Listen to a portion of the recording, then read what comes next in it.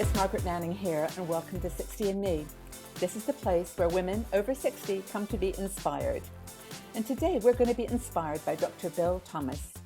Bill is a doctor, of course, medical doctor. He is an author, a speaker, and he is changing the conversation about how we think about aging and elder care.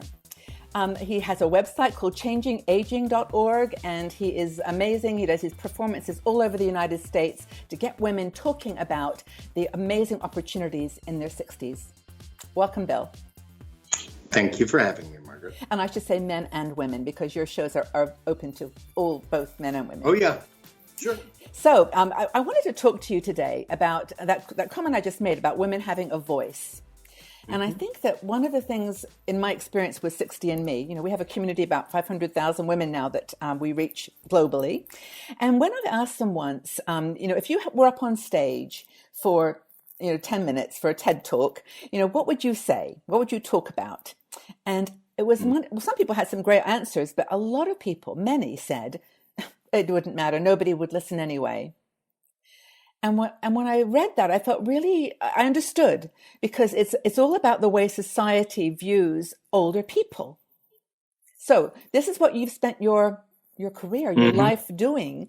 How would you think that older men and women can help change the way society sees people over 60? What can we do? What can we say? Well,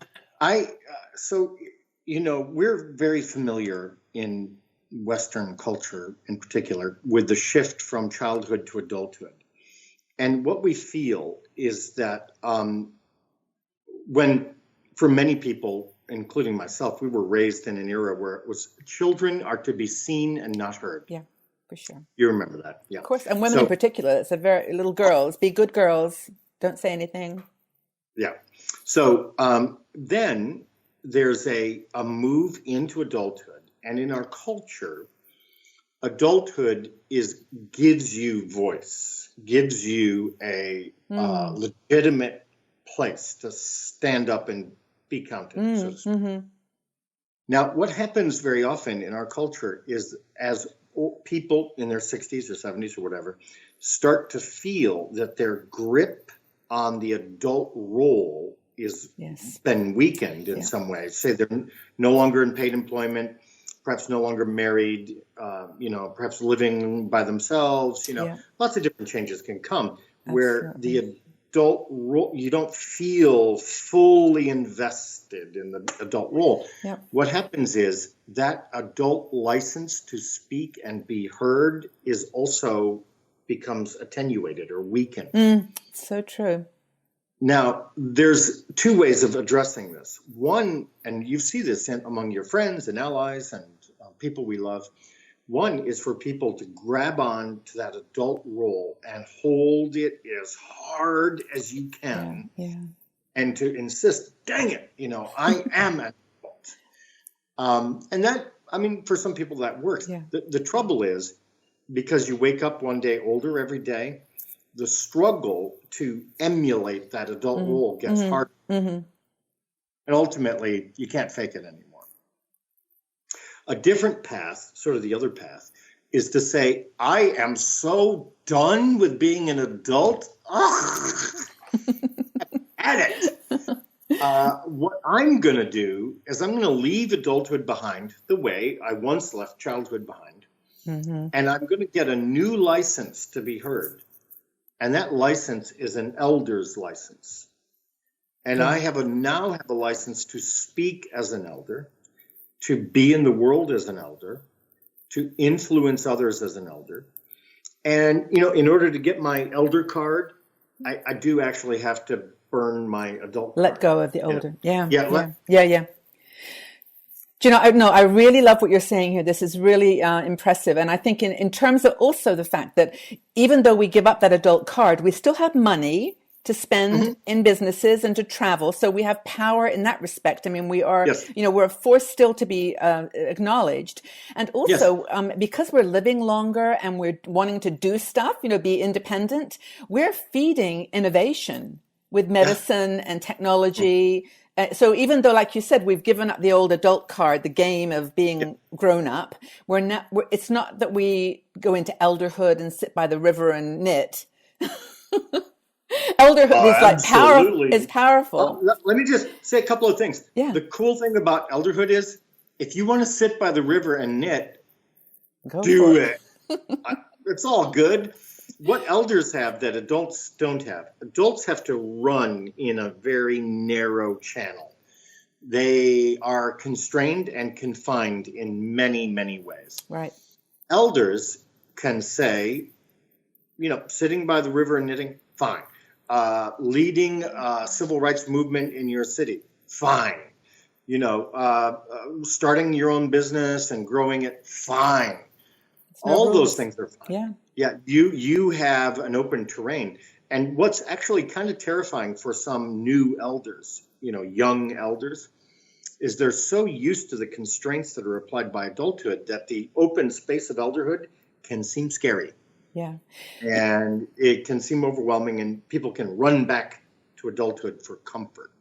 It's interesting. A lot of women in our community are mentors. They like to mentor younger people. And I think this is this wisdom that we've accumulated in that adult stage. If you can hold on to the wisdom and let everything else go. I mean, I travel a lot by myself, and whenever I meet young people, they always are interested to talk about, what I've learned and my experience, and they really value it. So as long as we, like older women and men, stay out there in society doing stuff, we'll start to change their minds about us, don't you think? Yes. It's up to us to avoid generational self-segregation when we. Mm-hmm. What do you mean by that?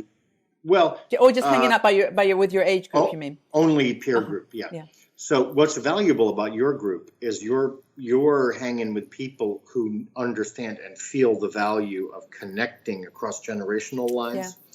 For sure. And that's why we're here, to accomplish that task. I mean, the value of an elder is ultimately measured in the influence an elder can exert on other people. Mm-hmm. Mm-hmm. Adults are often measured by the power that they exert. Yeah. Elders, they're like, enough with the power. But wisdom is more powerful in some ways, because it goes deeper. And I think I'd say it can be more influential. Mm-hmm. In those conversations you're talking about that you have when you're traveling, and many of the women in your community have. Yeah, absolutely. What amazes younger people sometimes when they talk to a genuine elder is that the genuine elder doesn't try to tell them what to do. Mm-hmm. Adults are always telling them what to do.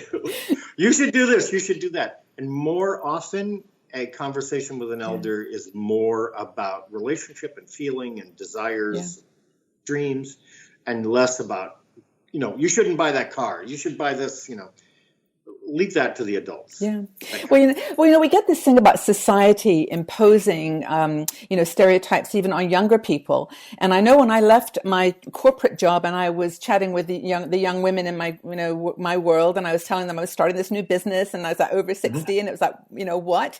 And they suddenly, one girl said to me, I'm so happy that you shared that, because I'm not afraid now. Like, if you are what 60 looks like or acts like, you sign me up. And it's what, when I looked at Helen Mirren's picture when she was 70, and I thought, God, if that's 70, I'm there, because it's just the anti-aging, world begins in your 30s. It doesn't.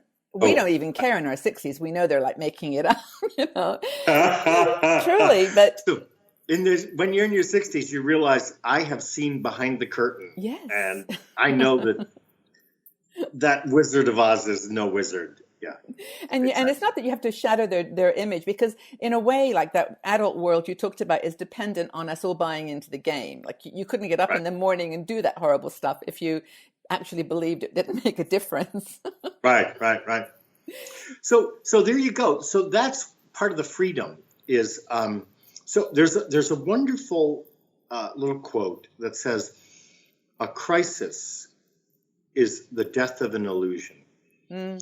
And one of the passages into elderhood is a crisis point where the illusions that have sustained you and animated you and driven you for decades, they start to come apart, and you start to see that, no, it was all made up, and you get access to a deeper level of understanding that it's less superficial, more about relationships, and more about intrinsic satisfaction.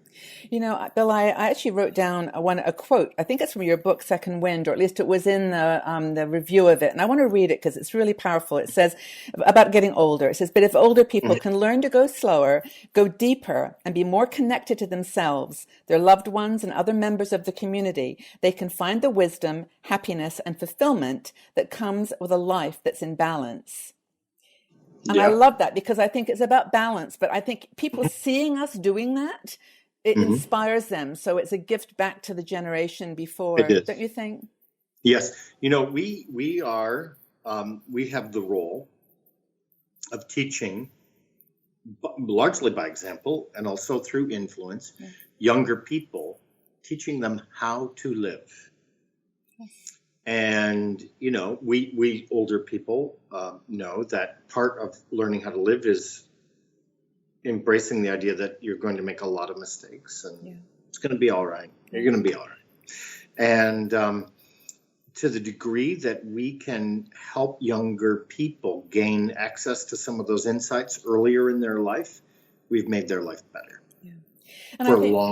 for a long time. And also not just individual level, but a social level, that I think that they're all they are now reinventing society. I mean, even as we're talking, there's a shift in the United States. Things are being redefined, and people need these qualities that we have, as older people, have been through. We've been through all these things before 3 or 4 times. We know, and it's like just to be there to hold hands with them through this societal change. Yes. Yeah, and also to acknowledge that a healthy human society is strongly influenced by elders. The societies that are the most prosperous and the most peaceful have tended to be societies that were most attentive to what the elder perspective.